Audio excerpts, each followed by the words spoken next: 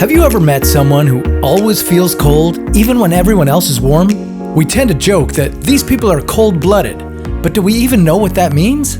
Having cold blood involves more than just needing a few more blankets than everyone else. If we all suddenly became cold-blooded instead of warm, our lives would be completely different. Why would we need to eat less food? Could we only survive in warm climates? And how might our cold blood help with space exploration? This is What If. And here's what would happen if humans became cold-blooded. When our body temperatures get too hot or too cold, we have built-in processes like shivering and sweating to help regulate them. But cold-blooded or ectothermic creatures don't have that same luxury. That means that if we became cold-blooded, our lives would be a lot more limited. And in the winter, a good heater could be the difference between life or death. Do you think we'd be able to survive? If you were to wake up tomorrow with cold blood, there'll be a lot of new things to get used to, some good and some bad. For one thing, your grocery bill would be a lot smaller, as you wouldn't have to eat nearly as much as you do now. Warm-blooded animals eat a lot because they need all that energy to keep their bodies at the right temperature. But what if you like your 3 meals a day? Sure, you could keep eating as much as you like, but with no use for all those calories, all that food would go straight to fat. If you're smart about it, you probably wouldn't have to worry about visiting the doctor as much anymore either.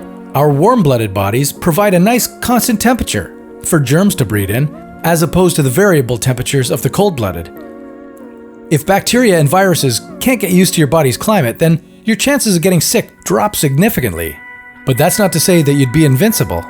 If you don't make a conscious effort to keep yourself warm, your low body temperature could slow down your immune system, allowing bacteria and viruses to creep up and infect you.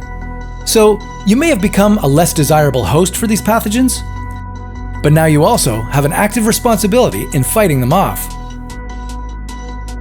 Keeping yourself at a proper body temperature would become a crucial part of your everyday life.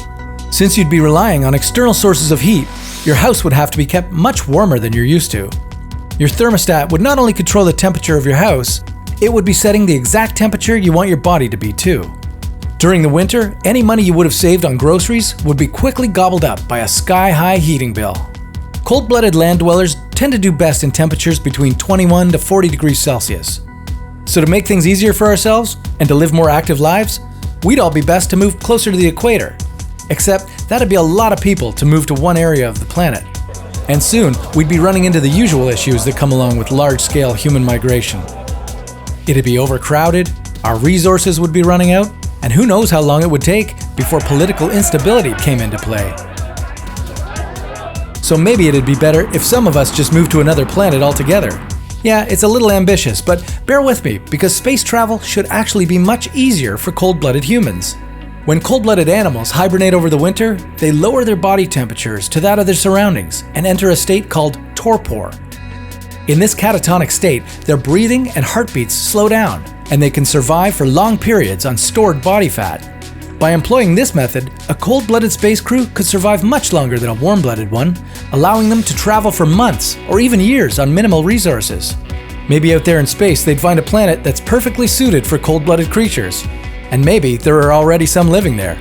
But that's a topic for another What If.